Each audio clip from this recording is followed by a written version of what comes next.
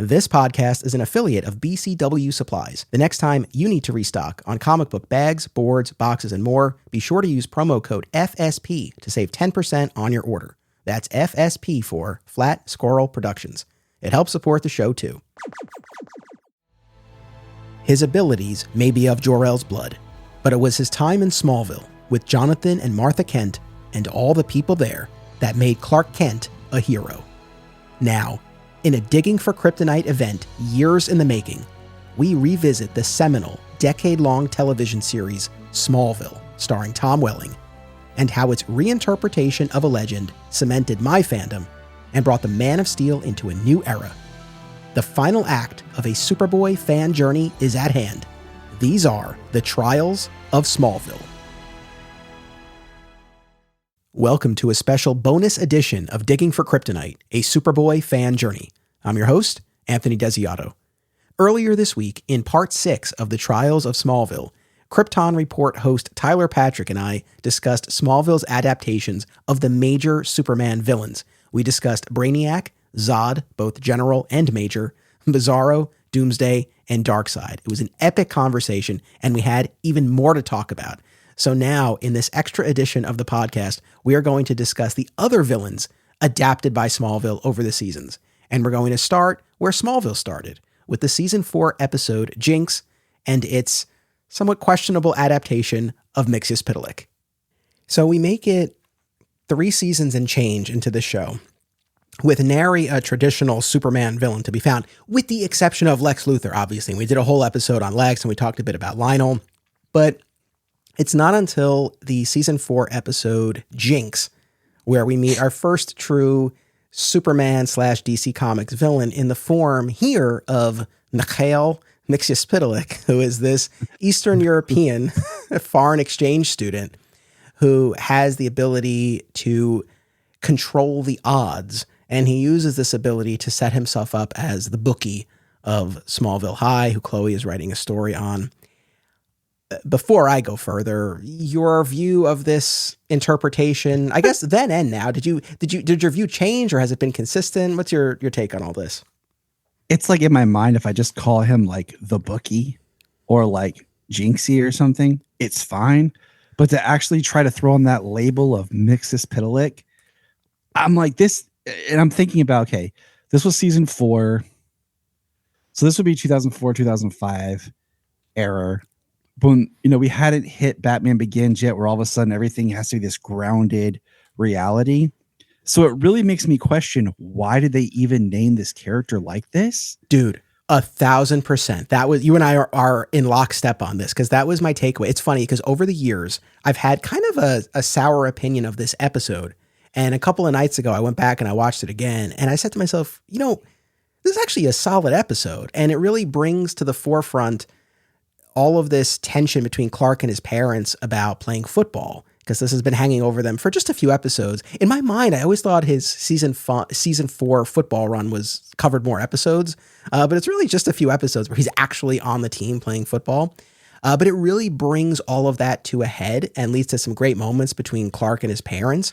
But the fact that they call this character Mxyzptlk, they threw this villain away. And like you were saying, if they had just made this Mikey Masters and he had just been a meteor freak with the ability to do what he does, it would be fine. I think this would work vastly better, but to put the Mxyzptlk label on it, I think it creates certain expectations, and this was a pretty faithless adaptation of the character. And it, to me, throwaway is the word I kept coming back to. Like, why would this be the first villain you attempt? First of all, why would you go Mxyzptlk? Because that's a tough nut to crack. And then if you are going to do it, there are so many ways you could go. You could have so much fun with this. And they went with this, again, this Eastern European bookie who can control the odds. It's just not, there was no fun really with this character. And if there's one thing that I think Mxyzptlk creates an avenue for, it's that. So it just felt baffling to me. If they had in like season 10 done a new episode with Mxyzptlk and they called back to this episode where he was like, it was like, yeah, I showed up and was trying something and it didn't work out. And, or something like that, like, would be fun. But it boggles my mind, unless it was something where his name was like uh, Michael Xavier Yolandovich. So his initials were MXY. So just you could be like, oh, mix, like something like, like, but nothing straight on because it has no connection to the character. It's a throwaway line. It's an insult to the character, and just it's even an insult, I think, to the show and to the fans, because you are just tossing a name out just to toss it out that has no connection, and it sours the episode because you name the episode Jinx. Why not Mixie? Or like I said, Bookie. And this episode, I like this episode for everything you said about it, except that part made no sense. Because I remember this was my favorite episode because it had the Boulevard of Broken Dreams playing when Clark's in the locker room. It had my favorite scene where he throws the football, then takes off, runs, saves Chloe, then runs back and gets right back in position to get tackled. Like in an instant. Because I always loved the use of super speed on the series. But it just it's kind of like in my head, like they don't call him Mixie. Like he's not Mixus Pitalik. Every time his name is Mikhail. Yeah, no one can pronounce his name, so we only hear it said a couple of times.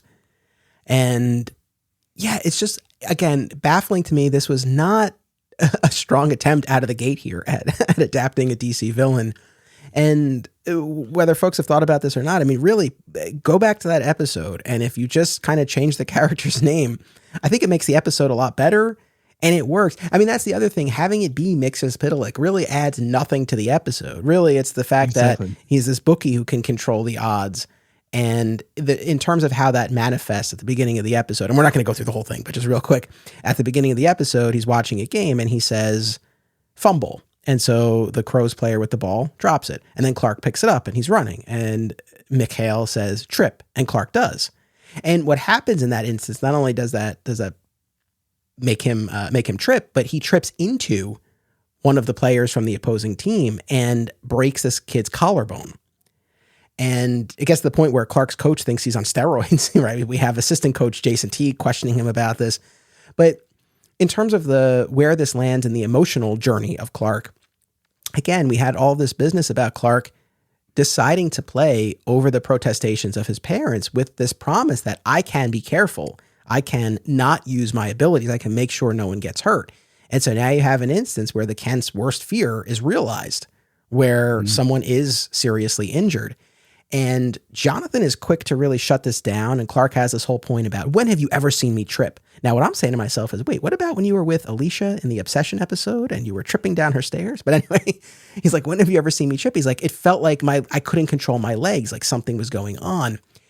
And Martha later, there's such a great scene between them where it seems like at first she's kind of in line with Jonathan. And then she goes, the answer is no. She goes, the question that you asked to your father, have we ever seen you trip? The answer is no. And she's like, so Clark, if you think something was affecting you, find out what it is, which I liked. I liked that moment with Martha. And then there's a third scene between Clark and Jonathan after that wonderful Boulevard of Broken Dreams scene as Clark is gearing up, where Jonathan, again, tries to talk him out of playing. And Clark is like, well, Chloe and we think we figured out a way to stop this guy.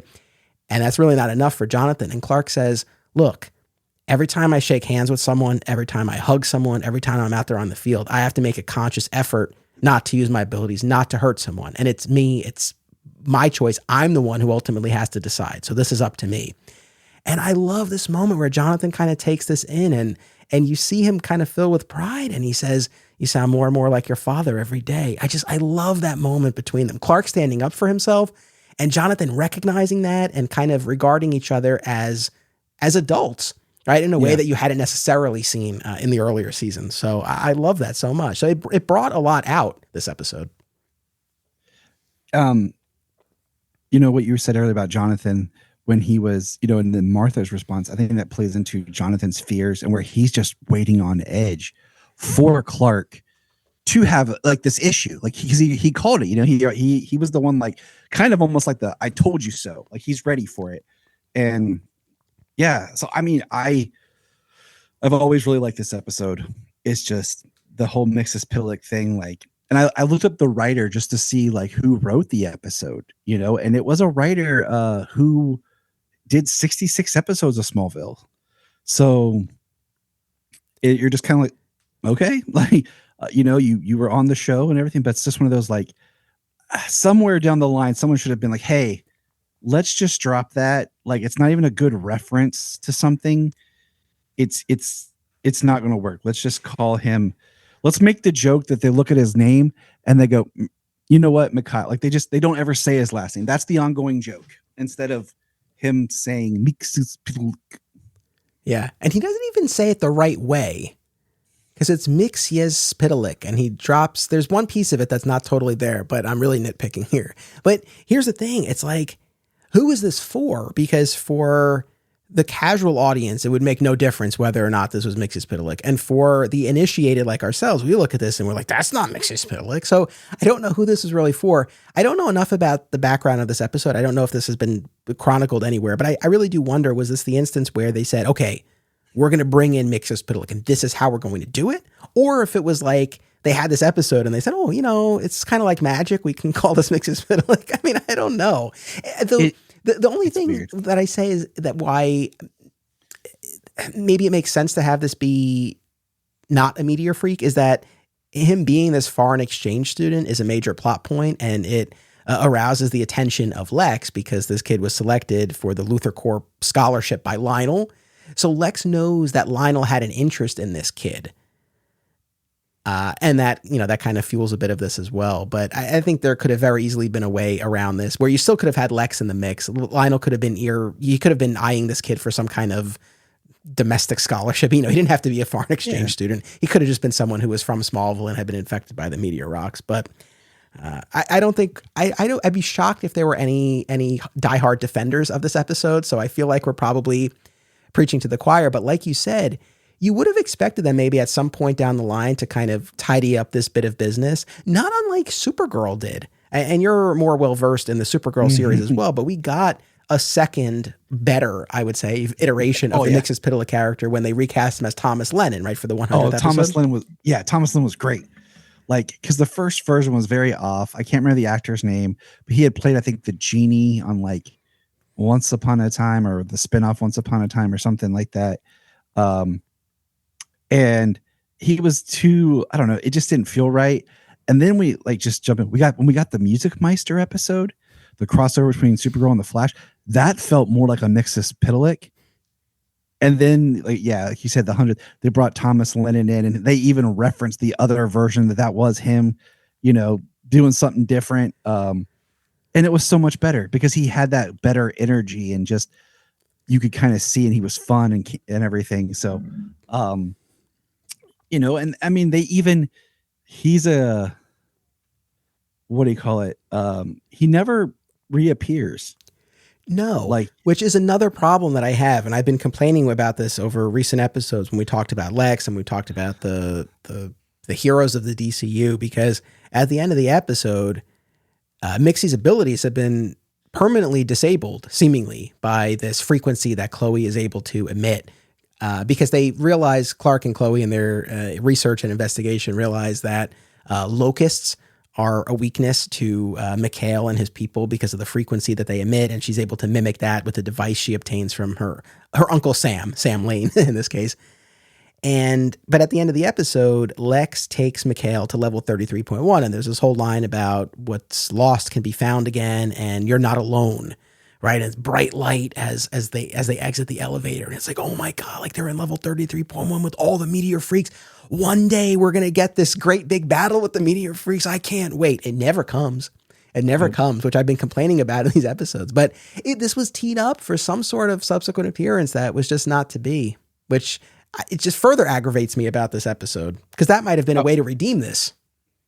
It makes me wonder if they could have ended it in something where Lex takes him down there and you see the scientist drug him, and like Lex was basically trying to build the ultimate meteor freak, almost like a Sylar type thing from Heroes, where he's like dissecting them and trying to find their powers and like wants to combine them all into one person or something. I don't know.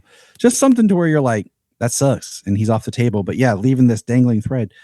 In my head canon now, Mixie is hanging out with Mikhail is hanging out with Lucas Luthor somewhere, just chilling. Yeah, it's funny. For all of our Lex talk, we didn't even mention Lucas. Because I feel like the show, he was such an afterthought to the show itself. And we mentioned Mikhail. I feel like, no disrespect to the actor who played him, but I feel like that accent was all over the place across that episode. But the last big thing I have to say about Jinx is just, how the hell do his powers actually work? Because all this business about controlling the odds, okay. And I understand, I guess, in moments where the players are on the field, what are the odds that they would trip or drop the ball? What are the odds that Lex would cut his finger while he's slicing his lime, right, in the mansion? But he uses it to make Chloe kiss him, which is a gross moment in any time, but especially in our modern era, right? This was not something that I think you would see played today at all. And then he makes Clark choke. He says, choke. And Clark can't breathe. That to me, and I'm probably nitpicking, but that to me feels way beyond controlling the odds. Right? His abilities, like he just kind of like telling you what to do. Like he can control you by just telling you what to do, or telling what to happen. Like you trip, and you trip. Like it forces you to do whatever it is he tells you. So, by maybe saying he can control the odds is just a way of him trying to protect what his actual power is, so people don't take advantage of him or whatever, and but maybe. Well, I don't know. Like, I just feel like if that was my power, I would not be like, I don't know, betting on high school football. Yeah, it feels particularly low stakes for someone with that level. Unless he was like like you said, a student there who just was making some quick cash and getting started, because he realized I could, there's people betting on this and I could get in on this. I could make some money and then move on, because he's just learning his power. But yeah, the whole foreign exchange, it was a good idea that was half baked, but it's a good episode. Yes. And honestly, I'm glad that I rewatched it because, like I said, over the years, I kind of had a pretty low opinion of the episode. And I realized it was just because I didn't care for this take on the character. But the episode itself is actually quite solid. And overall, I'm a fan of Clark's brief glory run as a football star in season 4, given how dark the show had been in the previous year and how dark it will become in the years to come. So I really kind of liked that he had this moment of glory for himself. And it's kind of, again, a little bit of a blend when you look at the show as a whole, because there's a point in time where he is sitting on the sidelines like we were used to in the more traditional comic book lore. And then you have this brief period where he's a football star, which we're used to from the modern era that we grew up in. So I'm glad the show was kind of able to work both in over the years. Aw Yeah Comics celebrates and promotes everything that is wonderful about comics, toys, artwork, and the joy they bring to people. Visit them in person at one of their 3 locations: Harrison, New York, aka my local comic shop, Skokie, Illinois, or Muncie, Indiana. If you have kids and have been looking for a family-friendly store, look no further. Join Aw Yeah for exciting events, including creator signings, how-tos, and more. Visit awyeahcomics.com and follow Aw Yeah on social media for more. Their name says exactly how they feel about it. Say it with me now. Aw Yeah. Fat Moose Comics is New Jersey's best and oldest comic book store. Established in 1982 and under new ownership since 2020, Moose sells a wide selection of comics from every publisher and time period, along with action figures, graphic novels, posters, statues, and more. If you're looking for something and they don't have it, they can probably get it for you. They know a guy. Visit Fat Moose in Whippany the next time you're in the Garden State, and be sure to reach out via the Fat Moose Comics Facebook page. So despite this dubious start to adapting Smallville villains with Mxyzptlk, the show would go on to have greater success with Brainiac, Zod, and Bizarro across seasons 5, 6, and 7, which we talked about in our main episode earlier this week. Then the show enters the Metropolis era, aka seasons 8, 9, and 10.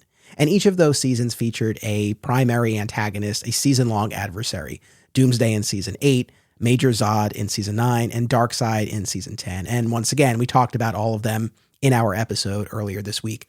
But the Metropolis era also gave us a handful of additional Superman villains: Maxima, Toyman, Metallo, Silver Banshee, and Ultraman, aka Clark Luthor. And those are the ones we'll turn our attention to now. So Maxima appears for just one episode, Instinct, which is season 8, episode 4. She's got red hair. She's from Almerac. She's looking for a mate. She has the ability through her kiss to increase the male's endorphins and adrenaline to a fatal degree, and she leaves this trail of bodies before she eventually finds Clark. What I liked about the episode was that it kind of brought to the forefront the Clark and Lois aspect. And of course, we're very early into that, but Lois sees the two of them in the elevator and she very clearly has a reaction. And it's, methinks the woman protests too much, right? She's like, oh, it's fine. But clearly she's agitated by it. And all this talk about a soulmate, really kind of hits Clark at a moment where he's very early on in his life without Lana. He even holds up her old necklace, the former kryptonite necklace that had been neutralized by the ship years ago. And this episode also brings up the letter that Chloe had written to Clark when he had his fever back in season 2, because Jimmy finds it. And both Jimmy and Clark are struck by the intensity of the feelings. So again, in terms of the romantic entanglements, I think it brings a lot to the forefront. But in terms of the depiction, this is not a knock on the actress, because I've seen her in other things. She had an arc on Law and Order: Organized Crime, and she was great. I don't think she was right for this. To me, she came off as too young, and I just felt like we needed someone who was a little bit more exotic, who can sell the otherworldly aspect of Maxima. I felt like this was a miscast, and I did not care for Maxima. And that's what about you? You know what? I agree. I didn't really. She was like, the episode was great. She was more of a plot device than like a character. And if they had ended it something where Maxima leaves with something like where she is not the queen, like she's just the princess and she's kind of on her walkabout. You know what I'm saying? To where maybe she was some sort of reference like, I'll be seeing you in the future or something. Where the idea is like, if she were to return, she would be more of the Maxima we know, which is not out of the realm of this series, since everything's about building to, something more. So, but it's not a character that I care enough about to really, like, when I watched, I was like, okay, it worked, whatever. You know what I'm saying? Like, and I agree with like the actress she didn't pull it off. Like it felt like a miscast. Yeah. I mean, she wasn't horrible, but she wasn't great. She was what she was. Yeah. And I don't know. I hear you. Better. All right. Then we have Toyman, who is introduced in season 8 in Requiem, and then returns in the season 9 episode Echo, and then has a third and final appearance in Prophecy, one of the final episodes of the series. And in that episode in particular, and this is what I had mentioned to you ahead of time, there's this great stare down between Clark as the Blur and Toyman. And Toyman's like, well, what's to stop me from telling everyone that Clark Kent is the Blur? And Clark is like, well, something tells me if you were going to do it, you would have done it already. Besides, Winslow, then we wouldn't be able to keep playing our game. And he's like, no matter how many of you come after me, I'll always be here to stop you. And he races off. And it's like, oh my God. It's like, he's like, this was, I couldn't be happier. And I got to tell you, man, and the actor, Chris Gauthier, passed away not too long ago, and rest in peace. Yeah. This was, and I've said this for years, like pitch perfect Toyman for me in terms of appearance, characterization. He's kind of creepy without being a child predator. Like I feel like there's it's a very delicate line to walk with Toyman, and I feel like they just nailed it. No notes on this. I love their Toyman. Yeah, I agree. The actor, he was great in the episode of Supernatural he was on also, because that's where, I'd seen him before. Completely different kind of character. And I feel like Toyman, in a nutshell, maybe the best like villain to comic connection, where it very much feels like the character it should be. There's not so much of that Smallville twist in there. Yeah, that's interesting. So like, and I feel like Toyman is an outlier in terms of everyone we're talking about here, because he's really not put through the Smallville filter. He's really just Toyman. He formerly worked for Queen Industries. When we meet him in Requiem, he's working for Lex. This is when we see Lex as, via body double, and his voice is altered and all of that. But, he's working for Lex. And then Oliver frames Toyman for the death of Lex in the van. Mm-hmm. And then Oliver tries to get revenge in that season 9 episode. And then there's all that business that we mentioned earlier with the budding Legion of Doom in that season 10 episode. But yeah, I mean, this toy-themed adversary, I mean, he arrives pretty much fully formed which I don't know, maybe that's a criticism. Maybe he had nowhere to go here, but it was great, man. I think they just nailed it out of the gate. Agree. All right, Metallo. We meet John Corbin, and this is played by Beverly Hills 90210 star Brian Austin Green. We meet him for just a couple of scenes in the season 9 premiere. He's a reporter who's taken Clark's desk at the Daily Planet when Clark has abandoned his civilian persona and has devoted himself to being the Blur 24/7. And then early in episode 2, appropriately titled Metallo, he's hit by a bus and wakes up after this horrific experiment has been performed on him, and he's now part man, part machine. And then we'll follow up with him again in one of the final season 9 episodes, Upgrade, where Tess and Chloe actually use him to intervene when Clark is infected with red kryptonite and bring Zod to the fortress. So he's in 3 episodes. What's your take on this, Metallo? Okay, just real quick. I thought Brian Austin Green was charming and great. It's a completely different version of John Corbin. Recently, we've been analyzing Superman the Animated Series with the very much Terminator style Metallo. And usually, I'm used to John Corbin being more of the military guy, thanks to more of like the Jeff Johns run and things like that. I think it's good, but I don't love it. The actual episode Metallo was like the first episode of Smallville I watched with Jania when we first started dating. Because I remember watching it with her at her house. It works because, he has his he's never quite a villain. Like he is kind of, he walks that line of just being like a good guy, something bad happened to him and he's kind of lost. And then he does have his redemption thing. Like he said, like you pointed out, coming back later with stopping Clark and Zod and helping pull Clark out of that funk he's in because of Zod. It works for the show, but it's not what I think of when I think of Metallo. I mean, it's better than the Superboy Metallo, but it is very much Smallville's version. I mean, this is, their version making him a reporter, which is kind of like, very similar to Lois and Clark. And just his whole design, it is Metallo, but at the same time, like he's not a full-fledged like cyborg. And it works. It was okay. Like I don't hate it. I like it well enough, but I like John Corbin when he's a little bit more of like a D-bag. And this is just more like a likable guy who's kind of like, I don't know, you never didn't like him. Like he always had some charm to him. So it worked, but it's yeah. Fair enough. I mean, so I think I probably got more mileage out of it than you did, but I understand what you're saying. I guess for me, and by the way, I'll preface this by saying I've never watched an episode of 90210 in my life, so it's not like, I'm a Brian Austin Green fan, but me too. Never watched it. But what I liked about this, yes, he's a reporter and he has some banter with Lois. Clearly he's interested in her. Clearly there's some sort of attraction, but at this point she's firmly on the Clark/Blur train. But he's able to kind of create a little bit of friction in that department. And while he's a reporter rather than a military man, he was a war correspondent in Afghanistan. So I feel like that was a way of sort of working in that aspect a little bit.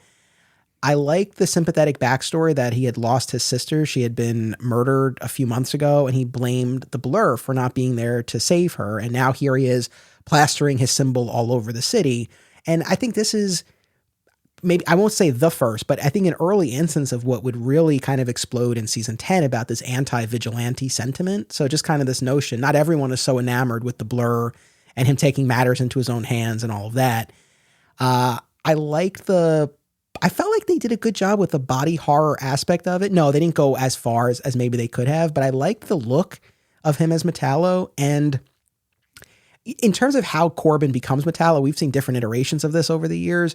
But in a world where we no longer have Lex on the show, because I think that probably would have been the natural pathway for this, like Lex performs these experiments, you had the Kandorians, this all happens off screen, but the Kandorians using an unexpected combination of Luthor Corp technology to do this, because they're trying to figure out how to get their powers. We're in season 9 now.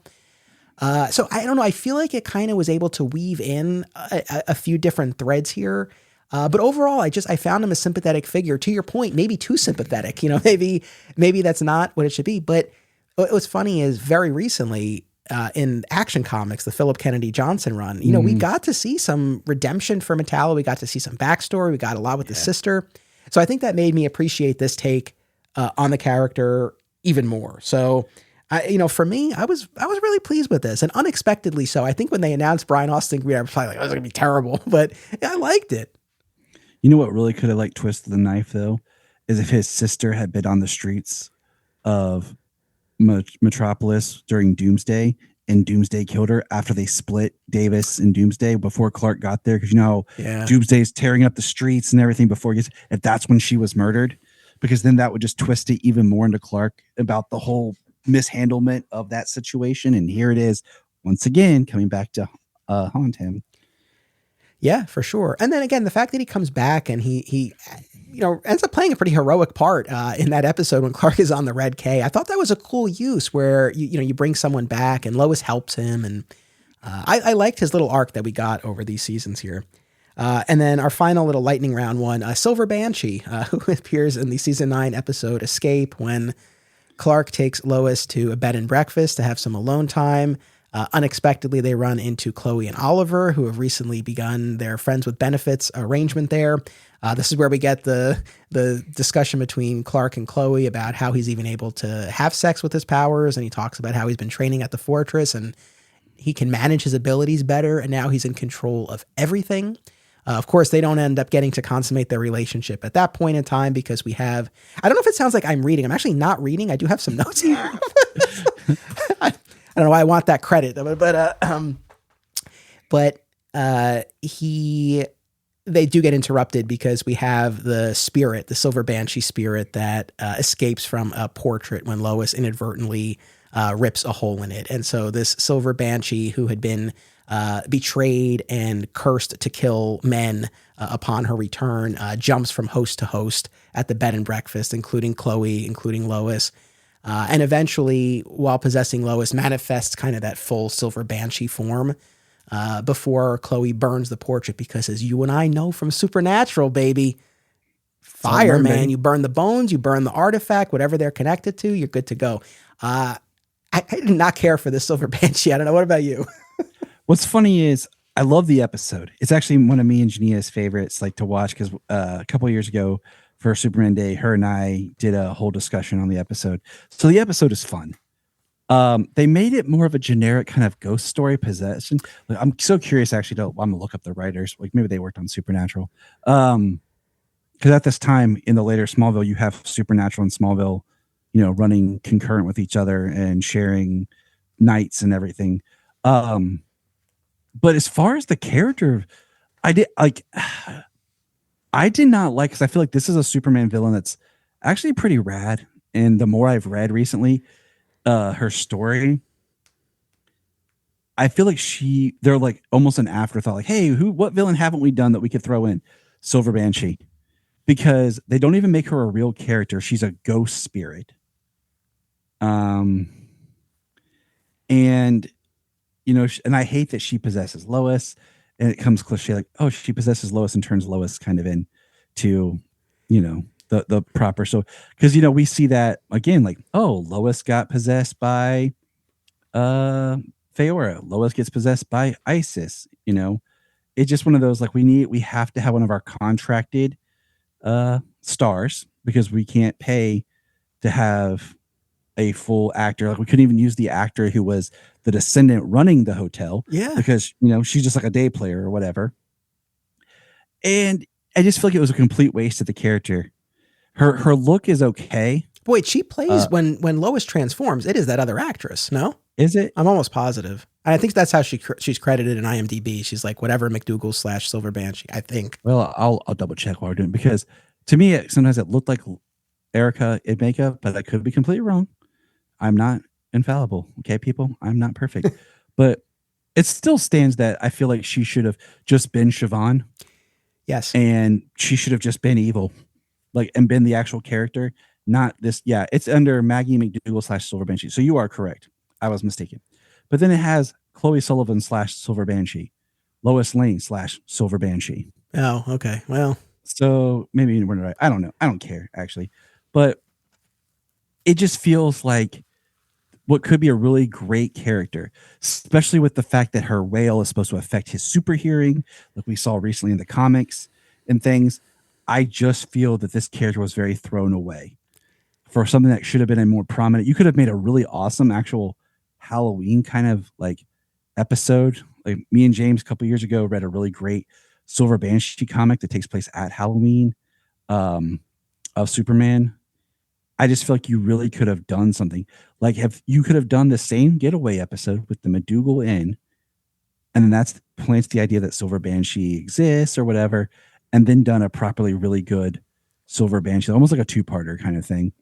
Um, the character I think is a really unique character, and they just kind of toss it away.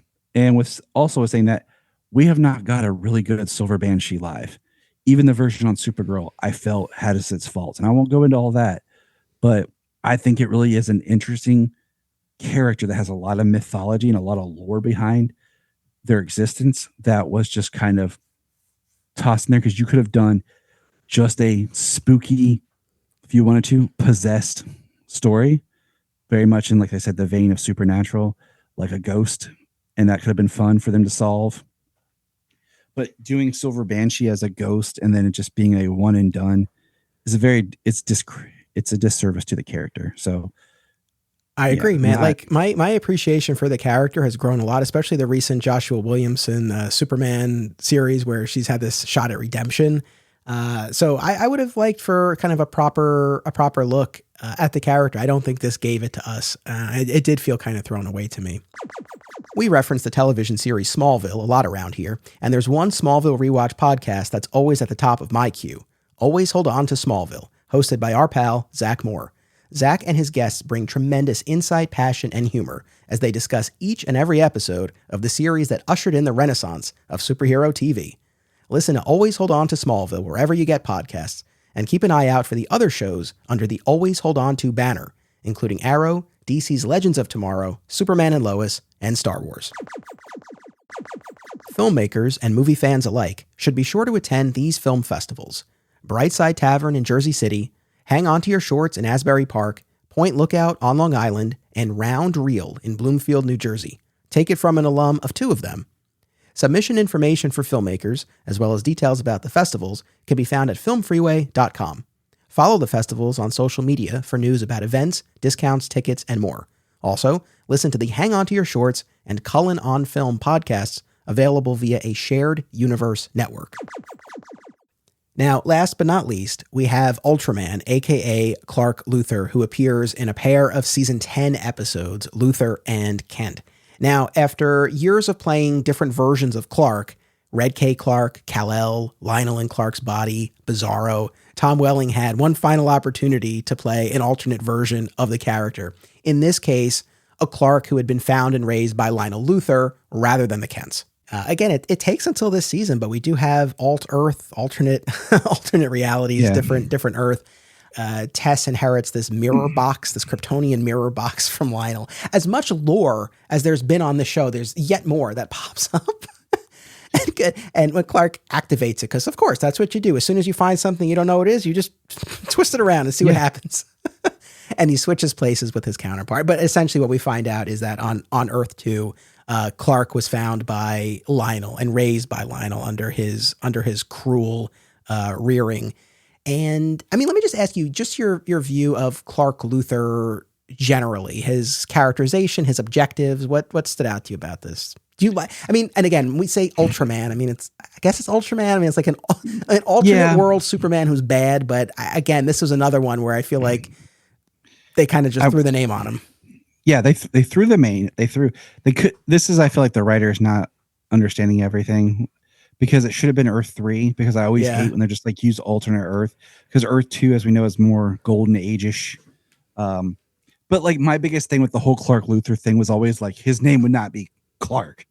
That always, I mean, that annoys me. I cannot express how much that annoys me, if you couldn't tell from our conversation. But I really think he would have been either more ruthless or completely more apathetic to where he just doesn't care about anything. I think that would have been an interesting take where Lionel sees him as this ultimate godlike son of power, and he could care less because he can do whatever he wants. No one can stop him. I think that would have been a more an interesting take, because then it's not so much always the evil. It's just like apathy. Like, I don't care. Sure, whatever. I'll just take what I want, do what I want, whenever. And, I don't care about Lex. I don't care about Lionel. Like, I don't need anybody. And of course, because you have certain actors, you have to have, he had this kind of relationship with Tess, and because you need something for her to do. But Yeah, to be honest, I don't have the strongest take on Clark Luthor. I think what's most interesting is the possibility for redemption at the end, when Clark Kent, right, takes him to the fortress and has a heart-to-heart with him and essentially talks about how he is the way he is because of Lionel, and you have another father who left you all of this guidance and lessons, and he can help you. And he sends Clark Luthor back to his world and to his fortress. And he shows up and we hear the voice of Terrence Stamp saying, "Welcome home, my son." And so it's like, it leaves on this note that there might be a new, better path for him, which I thought was, is it earned? Is it deserved? I don't know, but it was interesting to me.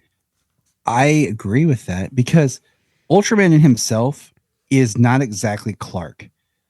Like, if that makes sense. Like, he's the kind of Superman of Earth 3, but Earth 3 is a completely different style of Earth, in the sense that it's not like evil Clark, evil Diana, evil Bruce. Like, they're variational characters, is where you get Ultraman from. So, like, they're kind of, making this amalgamized character. But that goes back to, like, one of the biggest arguments about who Superman is, between the nature versus nurture debate. And, even in the finale, it says, I'm paraphrasing, but it's my blood that gave you the powers, but it's the time with the Kents that made you, who you are. So it says, like, who he was raised by has an effect, plays into who he is. And there is a sense that he could be redeemed and come back for that world. So, I mean, that is a positive note to leave that world on, instead of him abandoning the world and feeling responsible and everything. So, yeah. And to that nature versus nurture point, I think, again, when I look at these episodes, I'm less kind of struck by Clark Luthor and more with Clark Kent and the journey he goes on, seeing this other world. Of course, in the Kent episode, he'll meet the alternate version of Jonathan, and that's very moving. But all of this, especially in the first one, Luthor, is on the heels of Tess discovering that she's actually Lutessa Lena Luthor. It got a little much with, like, her being checkmate. Like, I didn't mind the Lutessa, Yeah, like a version of Lena type thing. I was like, okay with that, because Lena in the comics herself has a convoluted history of either being Lex's daughter or Lex's sister. right.